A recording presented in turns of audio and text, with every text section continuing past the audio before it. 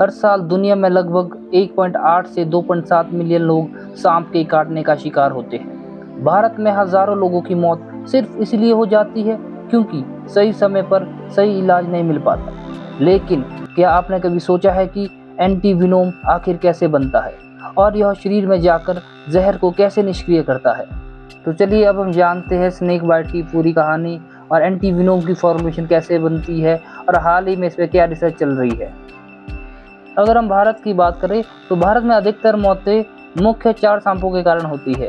पहला है Indian cobra, दूसरा कॉमन करेट, तीसरा रसेल वाइपर एंड सॉस्किल वाइपर। इनके जहर में कई प्रकार के प्रोटीन, एंजाइम और टॉक्सिन होते हैं जो शरीर के अलग अलग अंगों पर हमला करते हैं। तो चलिए अब हम बात करते हैं स्नेक वेनोम में क्या होता है। दोस्तों, स्नेक वेनोम एक जटिल बायोलॉजिकल कॉकटेल की तरह है। इसके जो मुख्य कंपोनेंट्स है, पहला है आपका न्यूरोटॉक्सिन। ये नर्व सिस्टम पर काम करता है और अपना असर डालता है। ये नर्व्स और मसल के बीच में सिग्नल ट्रांसमिशन को रोक देता है, जिससे नर्व्स और मसल काम नहीं करते हैं और साथ में मरीज को सांस लेने में दिक्कत होने लगती है। इसका जो दूसरा कारण है वो आपका है हेमोटॉक्सिन, यानी कि ब्लड क्लॉटिंग को खराब करता है, जिससे कि जो इंटरनल ब्लीडिंग है वो शुरू हो जाती है। और जो तीसरा कारण है वो आपका है साइटोटॉक्सिन, यानी कि टिश्यू डैमेज करता है और सूजन और सेल डेथ को बढ़ाता है। चौथा कारण है मायोटॉक्सिन, यानी कि मसल्स को नुकसान पहुंचाता है, जिससे किडनी इंजरी का खतरा भी बढ़ जाता है। उदाहरण के तौर पर अगर हम न्यूरोटॉक्सिक वेनम की बात करें तो दोस्तों यह एसिटाइलकोलिन रिसेप्टर को ब्लॉक करता है और नर्व इम्पल्स मसल तक नहीं पहुंच पाता है, जिसके परिणाम स्वरूप आपके पल के गिरना, बोलने में कठिनाई या सांस रुकना जैसी दिक्कतें आती है। जो आपका हेमोटॉक्सिक वेनम है ये आपका कोगुलेशन फैक्टर को एक्टिवेट या डिस्ट्रॉय करता है, जिससे आपका डिसेमिनेटेड इंट्रावेस्कुलर कोगुलेशन जैसी स्थिति पैदा हो जाती है और इंटरनल ब्लीडिंग शुरू हो जाती है। दोस्तों, अब हम बात करते हैं स्नेक बाइट होने पर क्या करें। मरीज को शांत रखें, काटे हुए अंग को स्थिर रखें, तुरंत अस्पताल ले जाएं। दोस्तों, अब हम बात करते हैं हमें कौन सी चीज़ें ना करनी चाहिए।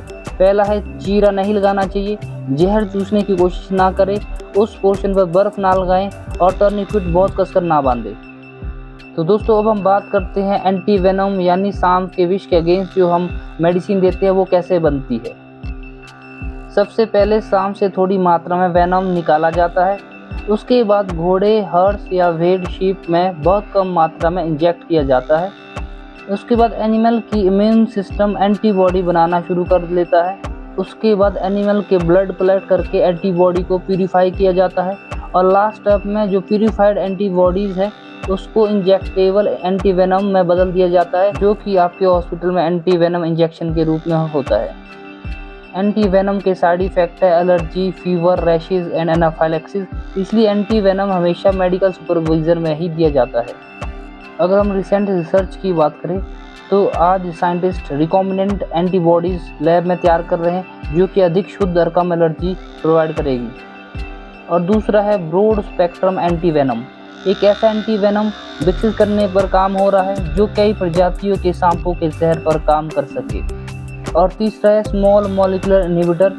कुछ नई दवाएं वेनम एंजाइम को जल्दी से जल्दी ब्लॉक कर सके और इमरजेंसी ट्रीटमेंट के रूप में उसे यूज़ कर सके।